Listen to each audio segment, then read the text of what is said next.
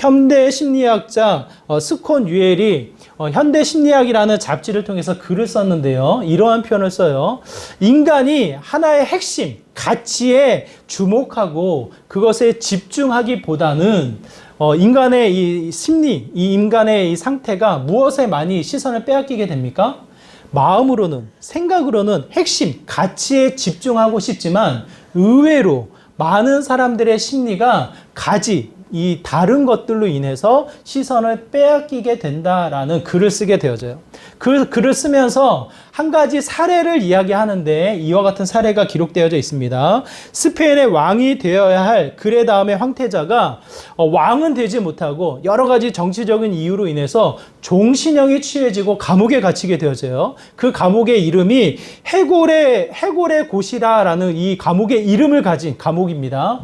왜 해골의 곳이냐면 그야말로 그 감옥에 갇히면 어떻게 돼요?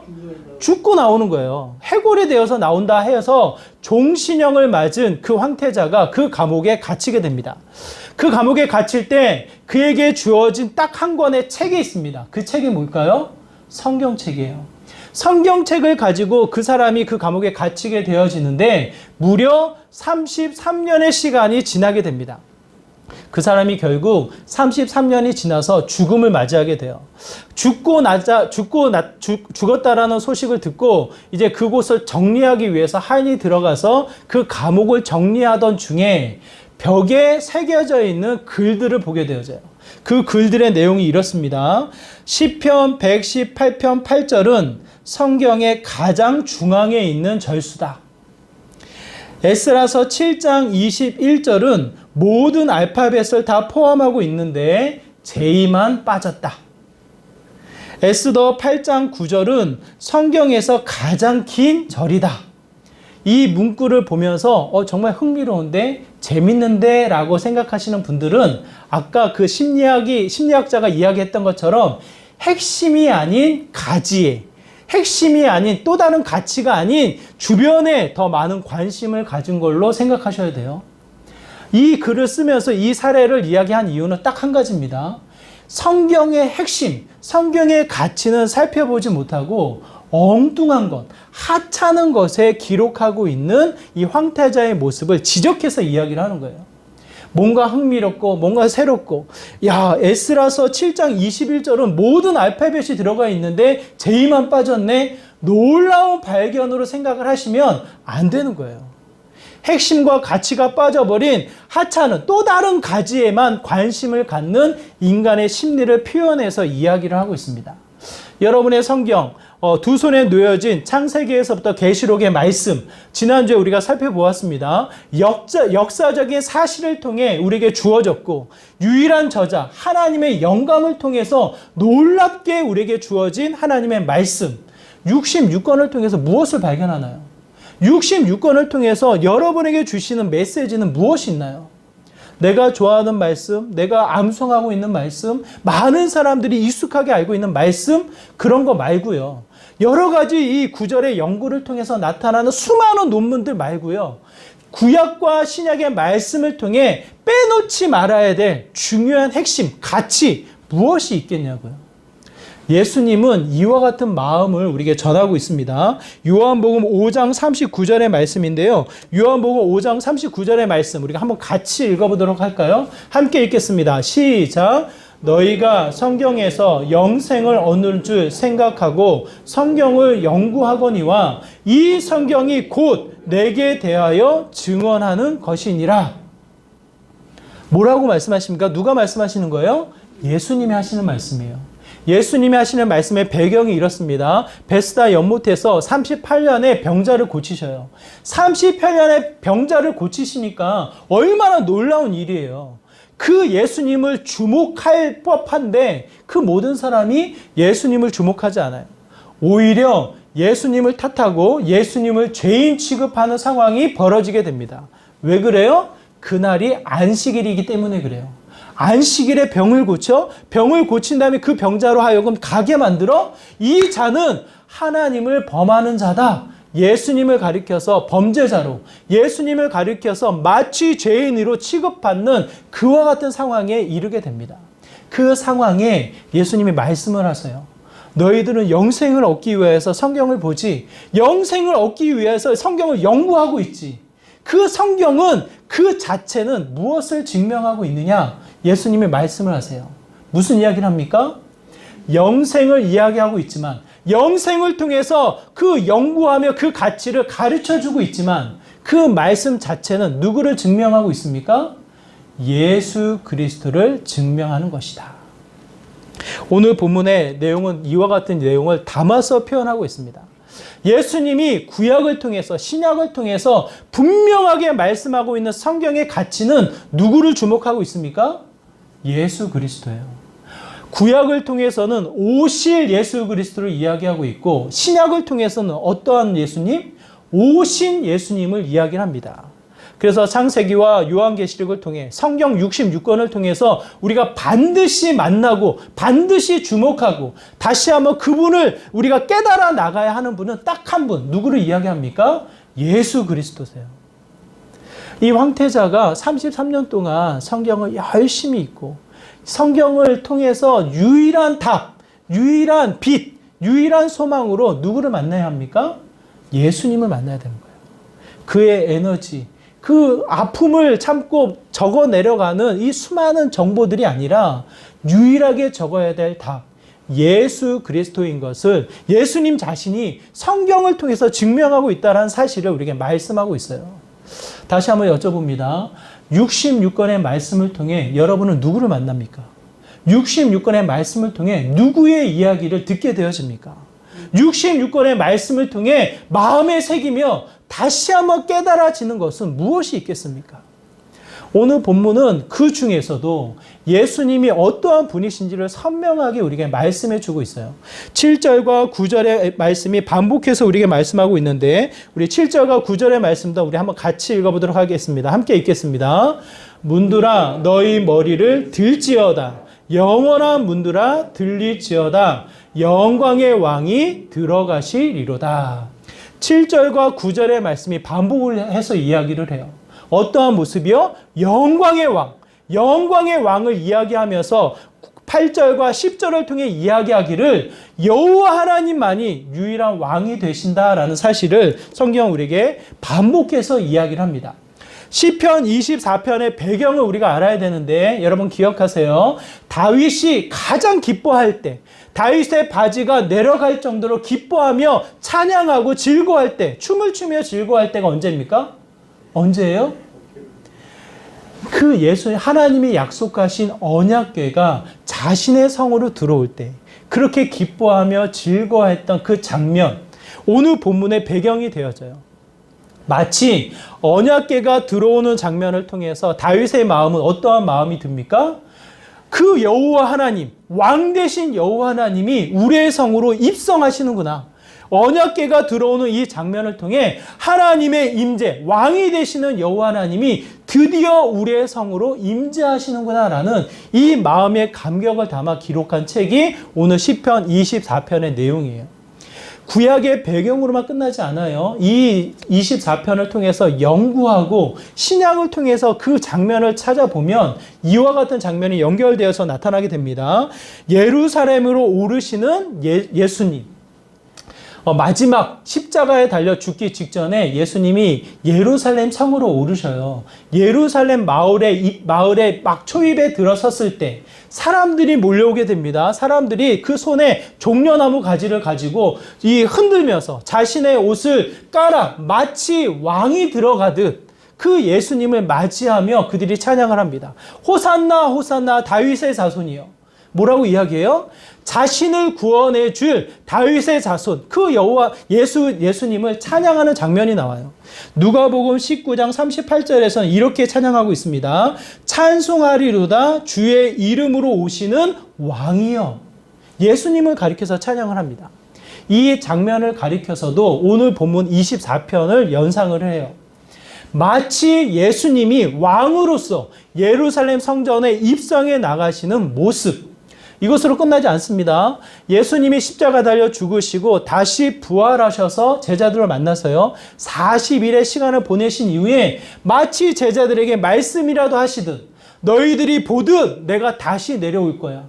너희들이 보는 이 장면과도 같이 내가 천군 천사를 일으키면서 다시 이 땅에 내려오게 될 것이다 라는 이 말씀이라도 하듯 그 제자들이 보는 장면에 천군 천사의 환영을 받으며 하늘나라로 올라가시는 예수님의 장면, 마치 이 땅을 지으시고 이 땅을 다스리시며 유일한 왕이 되시는 여호와 하나님 예수 그리스도가 하나님 나라로 입성해 나가는 장면, 이 모든 장면을 통해서 오늘 본문을 연상케 되어집니다. 오실 예수님과 오신 예수님이 어떠한 모습인가요? 영광의 왕이 들어가시느니라. 예수님이 직접 지금 말씀하십니다. 요한복음 18장 37절의 말씀에 보면 이렇게 고백하고 있습니다. 우리 함께 읽어볼까요? 함께 읽습니다. 시작. 빌라도가 이르되 그러면 네가 왕이 아니냐? 예수께서 대답하시되 내 말과 같이 내가 왕이니라. 내가 이를 위하여 태어났으며 이를 위하여 세상에 왔나니 곧 진리에 대하여 진리에 속한 자는 내 음성을 듣느니라. 예수님이 직접 말씀하세요. 네가 왕이냐? 빌라도가 묻습니다. 그 질문에 예수님이 뭐라고 말씀하세요? 네 말과 같이 내가 왕이다. 예수님이 증명하세요. 구약과 신약을 꿰뚫는 그 하나의 가치로 예수 그리스도를 우리에게 보여주고 있다면 예수님은 어떠한 존재이십니까? 이 땅을 다스리시는 분, 이 땅의 유일한 왕이 되시는 분, 더 나아가 우리의 삶의 누구요? 주인 되시는 분, 예수 그리스도를 이야기를 합니다. 그 예수님 앞에 이스라엘 백성, 예수님 앞에 우리들의 모습은 어떠한 모습일까요, 여러분? 한번 생각해 보세요. 우리 아이들을 키우면서 미운 3세라는 표현을 해요. 미운 3세. 왜 그래요? 왜 그래요? 왜 미운 3세라 그래요? 미운 3살이라고 그러죠. 미운 3살. 왜 미운 3살이에요? 정말 말을 안 들어서. 근데 제가 미운 3살만 들은 게 아니에요. 시간이 지나면서 듣는 이야기 또 있어요. 미운 4살. 미운 4살이 지나면 끝나나요? 그렇지 않아요. 미운 5살, 미운 6살, 미운 7살. 더 나아가서는 몇 살까지? 그냥 한도 끝도 없이. 정말 아이들이 이 부모 안에 머무르지 않고 계속해서 자신의 생각을 드러내며 갈등을 일으키는 형태를 나타나게 되어져요. 아이들의 심리가 왜 그럴까요? 아이들의 마음이 무슨 마음일까요? 우리 아이들 조금 커서 우리 청년들을 비롯해서 이야기를 나눠보면요. 대부분 하는 말이 이래요. 청주를 떠나고 싶다. 그렇죠? 청주에 있는 대학은 가지 않겠다. 왜 그래요? 왜 그래요? 이렇든 저렇든 집을 독립하고 싶고 부모의 통제력에서 벗어나고 싶어하는 이 자녀들의 마음이 곳에 담겨져 있는 것을 보게 되어져요. 이게 왜 그렇습니까? 이게 자연스러운 현상이에요. 통제력 안에 머물러 있는 것이 아니라 스스로의 스스로의 의견이 자발적으로 발휘되어지면서 자연스럽게 나타나는 게 갈등이에요, 갈등. 3살이 되었는데 애들이 말을 잘 들어요. 순해요. 4살이 되었어요. 5살이 되어서 애들이 반항을 하지 않아요. 갈등을 일으키지 않아요. 우리 아이는 참 착하구나, 순하구나, 이 생각으로 끝나지 않아요.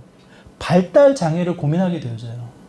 자연스러운 현상은 자신의 자아의 생각을 내비추면서 갈등을 일으켜서 빨리 나가고 싶다, 독립하고 싶다, 자립하고 싶다라는 생각이 가치가 나타나게 되어져요. 왜? 하나님의 형상을 지음받았기 때문에.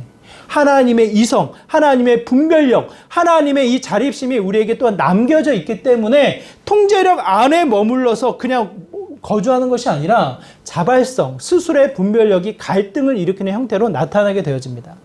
이것이 자발적으로 나타나지 않을 때에는 발달 장애를 고민할 수밖에 없는 현상으로 나타나게 되어져요. 다시 한번 하나님의 왕, 하나님이 내 삶의 주인이다 라고 고백하는 것이 우리의 신앙이지만 또 한편 우리의 마음은 어때요? 갈등이 있어요.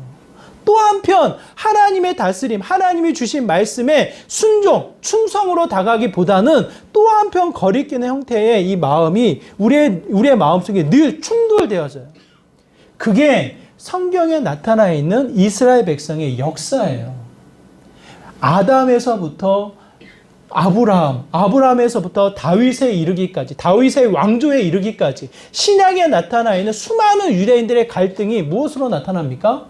하나님의 통제, 하나님의 왕되심 안에 머물러 있는 이스라엘 백성이 아니라 늘 자신의 생각, 자신의 판단, 자신의 것에 머물러 있는, 그로 인해서 순종하지 못하는, 충성하지 못하는 이스라엘 백성의 상황에 늘 부딪히는 것을 보게 되어져요.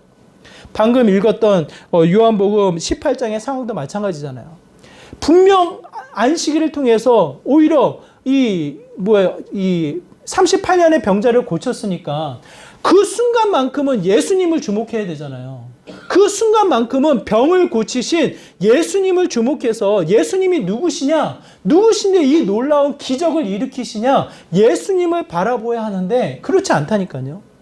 수많은 주변의 가지, 안식일, 율법, 자신들이 생각하는 가치, 자신들이 판단하고 있는 이성에 머물러서 왕 대신 하나님, 왕으로 오신 예수님을 전혀 주목하지 못하는 상황을 우리가 경험하게 되어집니다.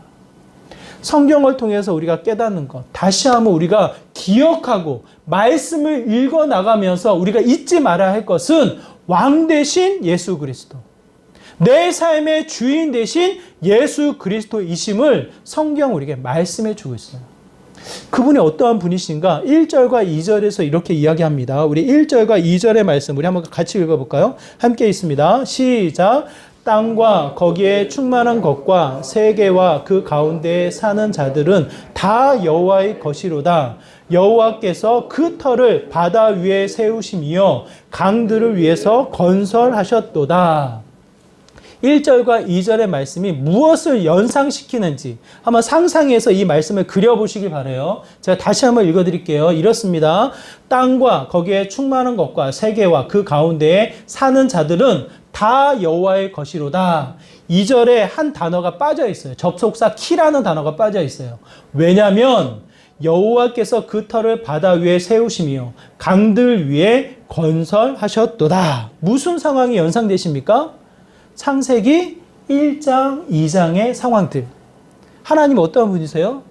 물을 가르시고 물을 모으시고 땅이 나타나게 하시고 이 모든 바다와 땅에 존재할 것들을 지으시며 하나님이 창조하시는 그 장면을 2절에서 영상을 시켜요.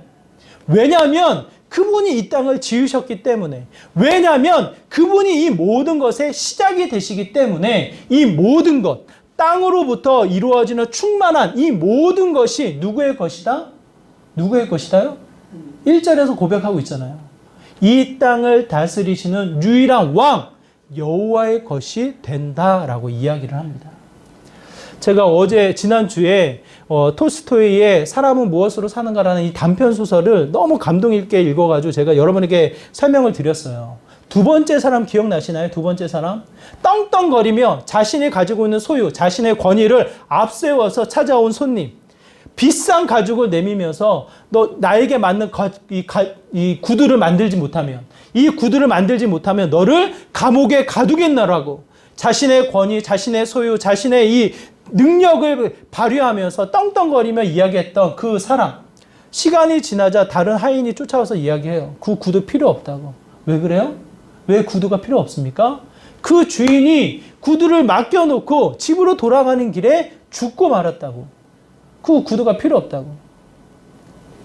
그 이야기를 통해서 우리에게 가르쳐 주는 게 무엇입니까? 정말 내가 가지고 있는 것, 내가 생각하는 가치, 내가 알고 있는 이 모든 이 경험적인 내용들, 이게 정말 나에게 유일한 소유가 되냐고요. 그렇지 않잖아요. 예수님이 말씀하시잖아요.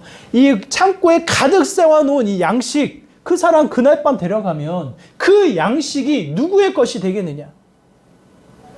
곡간이 부족해서 곡간을 배로 만들어가지고 그 곡간에 이 양식을 가득 채워놓고 뿌듯한 마음에, 기쁜 마음에 잠을 청한 그 사람. 그럼에도 불구하고 그날 밤 그 사람을 데려가면 그 쌓아놓은 곡식이 누구 것이 되겠느냐? 예수님이 물어보시잖아요. 오늘 본문이 이야기합니다. 모든 것이 주의 것이다. 우리의 소유가 우리의 것이 아닌, 우리의 생명이 아닌, 우리의 자녀, 나의 자녀, 한없는 사랑, 한없는 것을 내어주어도 아깝지 않은 자녀, 내 자녀가 아닌 거예요. 창세기 2장에 보면 그 자녀들 떠나 보내라고 이야기하잖아요. 부모의 곁을 떠나 가정을 세우라고 이야기하잖아요. 내 안에 품고 싶고 내 안에 채우고 싶고 내 안에 마치 뭔가를 세워서 가정을 이루고 성공할 수 있는 그 위치로 내보내고 싶은 게 부모의 마음이지만 그렇게 되지가 않아요. 그렇게 되지가 않아요. 내 품 안의 자식일 뿐 그 자녀는 수시로 부모의 통제력에서 벗어나 이 자발성, 자신의 이 독립성을 추구하려고 떠나려고 하는 게 자녀들의 모습이에요. 그 자녀조차도 우리의 것이 되질 않아요. 착각이죠. 그럼 누구의 것이 됩니까? 여러분 기억하세요. 내가 책임질 수 없어요. 누가 책임집니까? 그 모든 소유의 주인, 그 모든 소유의 것, 하나님이 그 모든 것의 소유가 되셔서 하나님이 책임지시고 하나님이 이끌어 나가시는 것을 성경은 우리에게 말씀하고 있어요. 좋은 것, 선한 것, 잘된 것만 하나님의 것인가요? 그렇지 않아요. 정말 피하고 싶고 정말 낙심되어지고 정말 불평불만이 생길 것만 같은 나의 상황, 모든 것이 하나님의 것이라고 이야기됩니다.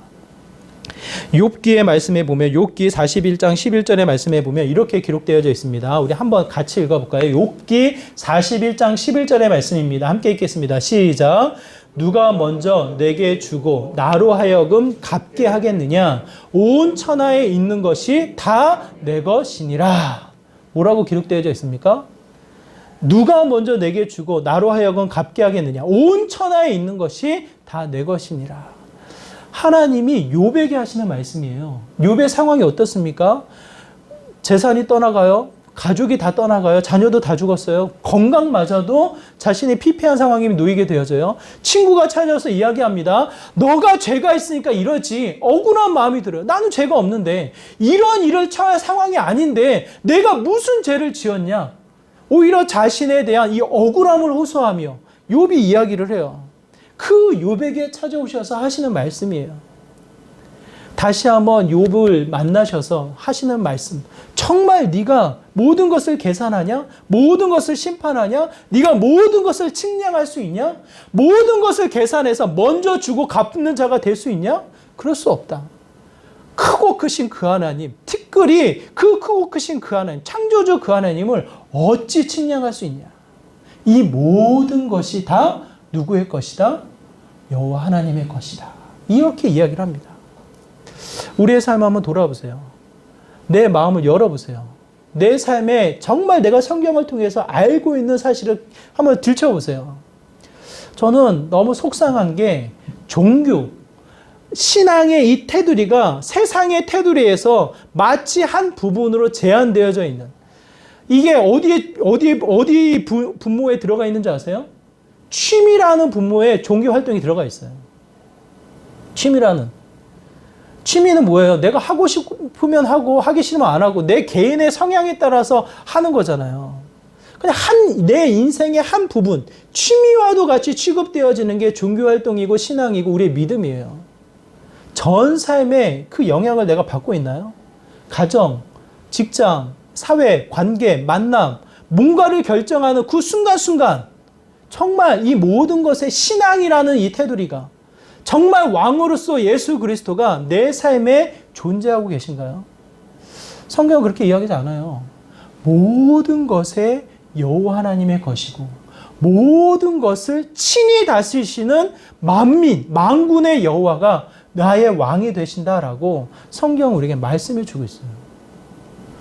그냥 주일에만, 예배 시간에만, 성경을 필 때만 왕이신 여호와 하나님, 찬양할 때만 감격스러운 여호와 하나님 아니고요. 정말 보기 싫은 직장 동료를 만날 때의 여호와 하나님, 정말 좌절스럽고 부끄럽고 내 삶에 만족스럽지 않은 이 상황 속에서도 여호와 하나님은 어떻게 하셔요? 나를 다스리셔요. 나를 그냥 홀로 두지 않으시고 이끌어 나가시는, 나를 다스리시는 여호와 하나님이신 것을 이야기를 해요. 성경이 거짓이 아니라면, 오늘 본문의 이야기가 거짓이 아니라면 선명하게 이야기를 해요. 그러면서 모든 것의 소유가 되시며 모든 것의 시작점이 되시는 여호와 하나님을 이야기합니다. 그러므로 우리의 모든 삶의 상황들 속에 여러분 기억하셔야 돼요. 이 또한 여호와 하나님의 것이라는 것. 이 상황조차도 하나님으로부터 시작되어졌다라는 것. 이 내 허락되어지는 나의 삶의 모든 것 자체가 하나님의 다스림 가운데 놓여져 있다라는 것을 기억하셔야 합니다. 제가 자주 말씀드리는 표현, 제1원인과 제2원인, 가까운 원인과 먼 원인. 제2원인과 가까운 원인은 이렇든 저렇든 우리 세상에서 찾아 만나고 겪게 되어지는 모든 상황 속에 이유를 찾게 되어져요. 그럼에도 불구하고 이것을 뚫고 제1원인, 먼 원인을 찾게 되어지는 것은 뭡니까? 하나님이에요, 하나님.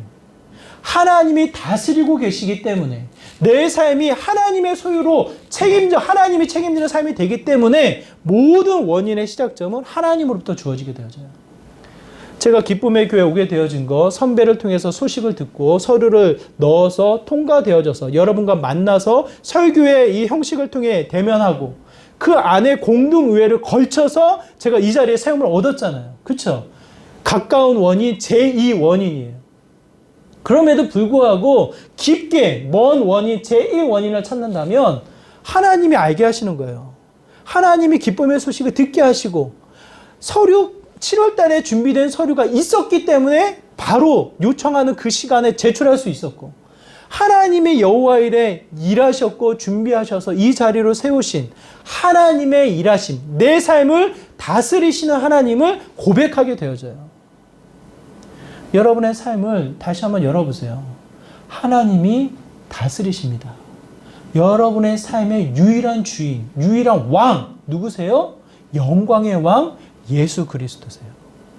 그분을 인정하고 그분을 따라 나아가는 믿음의 삶이 되어야 합니다. 어떠한 삶이 되어야 하나요? 오늘 우리가 방금 읽었던 7절과 9절의 말씀 다시 한번 읽기를 원해요. 7절과 9절의 말씀 다시 읽습니다. 시작. 문들아 너희 머리를 들지어다. 영원한 문들아 들리지어다. 영광의 왕이 들어가시리로다. 뭐라고 이야기합니까? 문들아 너희 머리를 들지어다. 영원한 문들아 들릴지어다. 무슨 의미일까요, 여러분? 왕이 가는 길 막는 자가 있어요, 없어요? 왕이 가는 길을 막는 자가 있어요, 없어요? 한번 생각해 보세요. 조선시대 우리 역사의 흔적 속에 왕이 횡차합니다. 왕이 중앙에 있고 경배하는 이 군사들이 앞뒤로 깔리고 그 행군이 이루어질 때 앞에 달려가는 사람이 있어요. 그 사람이 어떤 사람이에요?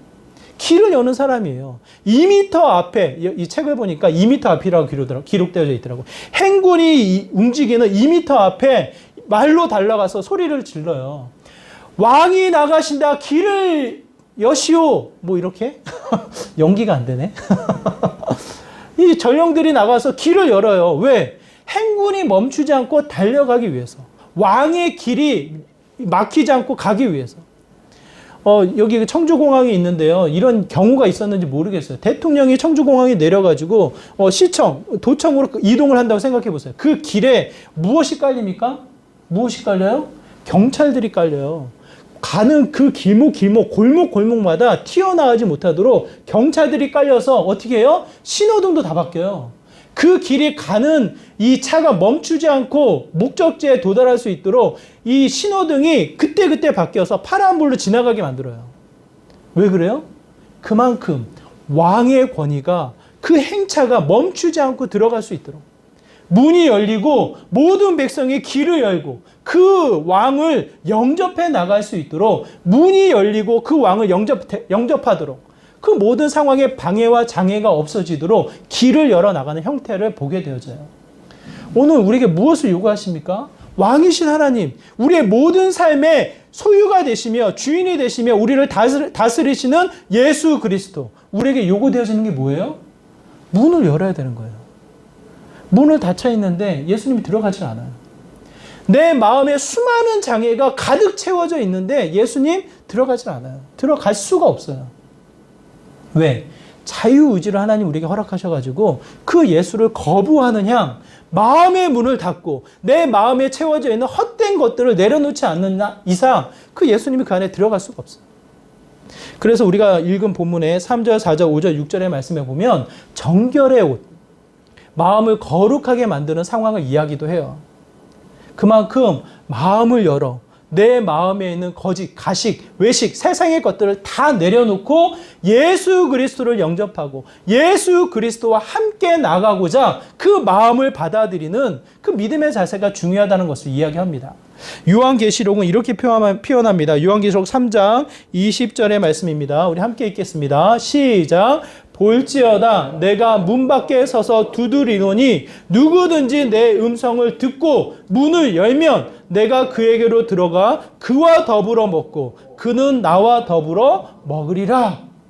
왕이신 여호와 하나님이, 왕이신 예수 그리스도가 어떻게 해요? 문을 두드려요.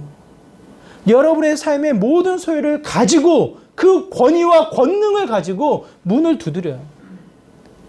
문을 두드린 그 소리를 듣고 여는 자, 그 안에 예수님이 들어가셔서 함께 먹고 나누며 충분한 교제, 친밀한 교제를 통해 왕의 영광을 함께 나누어 나간다라는 요한계시록의 말씀을 우리에게 허락하고 계십니다. 우리의 삶의 모습이 무엇으로 나타납니까? 다시 한번 우리의 삶의 모습을 기억하시길 바라요. 방해되어지는 것을 다 내려놓아야 돼요. 무엇이 방해되어져요? 그냥 나만의 자발성이 있다니까요. 그게 자연스러운 현상이에요. 하나님의 형상을 받아 죄에 물들은 우리의 형태는 그냥 내 멋대로 살고 싶은, 그냥 내 마음대로 하게 냅두면 안 돼요? 빨리 집을 떠나고 싶어요. 이 마음이 늘 우리의 마음속에 있는 거예요. 하나님 앞에 어린 아이와도 같은 마음, 그 마음을 열어 다시 한번 하나님이 주시는 마음, 예수님이 주시는 말씀을 통해 그 말씀의 충성, 그 말씀의 순종으로 나아가는 것, 왕의 다스림, 왕의 통치를 받아 그 말씀에 순종하며 나가는 믿음의 삶, 그것이 곧 영원한 승리, 나를 괴롭히는 수많은 대적과 전쟁에서 이겨나가는 방법이 되는 것을 오늘 성경은 우리에게 말씀해 주고 있습니다. 생각해 보세요. 66건의 사건, 66건의 내용이 무엇을 담고 있는지. 왕의 예수 그리스도를 따르느냐, 아니면 또 다른 왕, 또 다른 거짓된 이 여러 가지 형태를 따르느냐, 이 문제에 이스라엘 백성이 늘 노출되어져서 실패했을 때의 여러 가지 심판, 성공했을 때의 믿음의 승리, 이게 이스라엘 백성의 역사로 펼쳐진 게 성경의 역사입니다. 이 말씀을 여러분 기억하셔서요, 몇 가지만 기억하세요. 첫 번째, 정말 예수님만이 내 삶의 소유가 된다. 내 삶의 주인이 된다. 영광의 왕이 된다. 예수님의 위치를 기억하시고 그분만이 내 삶의 모든 소유가 되신다. 내 삶을 책임지시고 희노애락, 슬픔에서부터 기쁨에 이르기까지, 피하고 싶은 일에서부터 내가 바라는 모든 일에 이르기까지 모든 것의 소유 누구예요? 그 모든 것을 누가 다스리셔요? 예수 그리스도. 그분을 영접하기 위하여 내 마음의 문을 열어야 한다. 내 안에 방해되어진 수많은 것들을 내려놓고 세상의 것, 내 생각, 내 만의 가치 모든 것을 내려놓고 정말 예수님을 따라 예수님을 붙잡고 나아가는 믿음의 삶이 되어야 한다라는 성경의 가치를 오늘 본문은 우리에게 말씀해 주고 있습니다.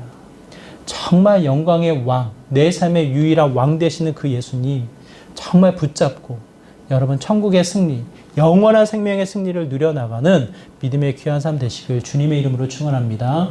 예수님만이 영광의 왕이십니다. 그분만을 따라 나아갈 때 영원한 가치, 영원한 생명, 영원한 소망이 우리에게 허락되어집니다.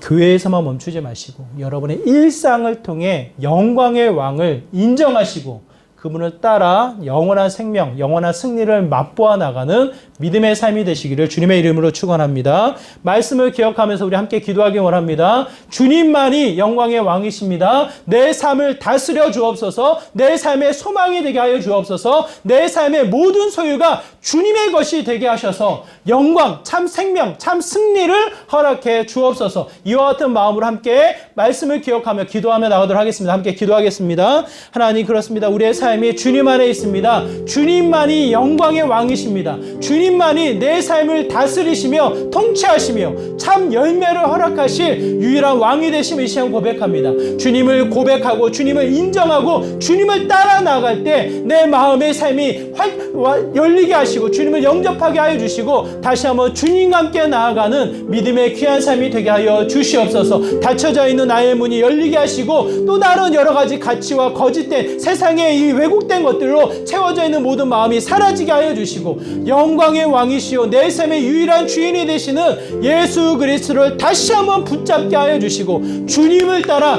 주님 앞에 순종과 충성으로 나아가 하나님 나라의 영원한 승리를 맛보아 나갈 수 있도록 하나님 축복해 주시옵소서. 주님.